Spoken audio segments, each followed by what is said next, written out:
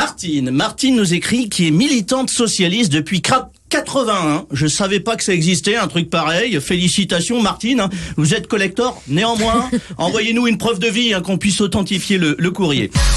Allô Maillot. Allô Maillot. Ah, on vous écoute, Régis. Oui, premier message. Le Covid nous écrit.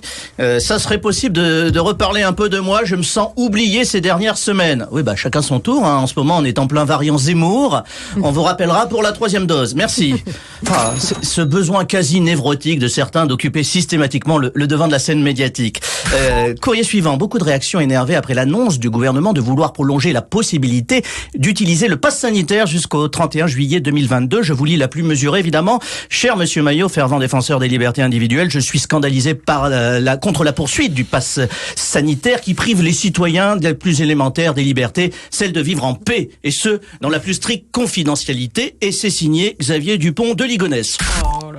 On l'embrasse. On l'avait oublié. Oui. On l'embrasse. Martine nous écrit, qui est militante socialiste depuis 81. Je savais pas que ça existait, un truc pareil. Félicitations Martine, vous êtes collector. Néanmoins, envoyez-nous une preuve de vie, qu'on puisse authentifier le courrier.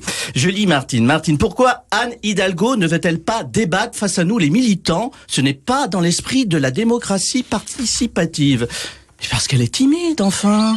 Et comme ça, Anne, dès qu'elle prend une décision, elle n'ose demander l'avis aux autres de peur de déranger. À Paris, la fermeture des voies sur berge, elle a oublié d'en parler aux banlieusards. La pudeur. L'ouverture des salles de shoot, elle n'a pas osé en parler au voisinage pour ne pas importuner les crèches.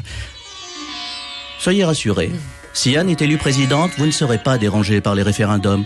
La prêtresse de l'amour, du tofu et de l'altérité fait ça pour votre bien. Rendormez-vous, Martine, et surtout, n'oubliez pas de payer votre cotisation. Voilà. Martine Aubry. Et on conclut avec une question pour notre invité. Oui, c'est Polémique qui nous écrit. J'ai vu que votre invité Jean-Michel Apathy publiait un livre intitulé Les Amateurs. S'agit-il d'une autobiographie, ou plus largement d'une autocritique des journalistes politiques qui se sont souvent gourés dans leurs prédictions? Donc, écoutez, cher monsieur, cessez avec vos allégations poujadistes qui font le nid de l'extrême droite. Sachez que les journalistes politiques sont comme les sondages, ils ne se trompent jamais. Ce sont les Français qui votent mal.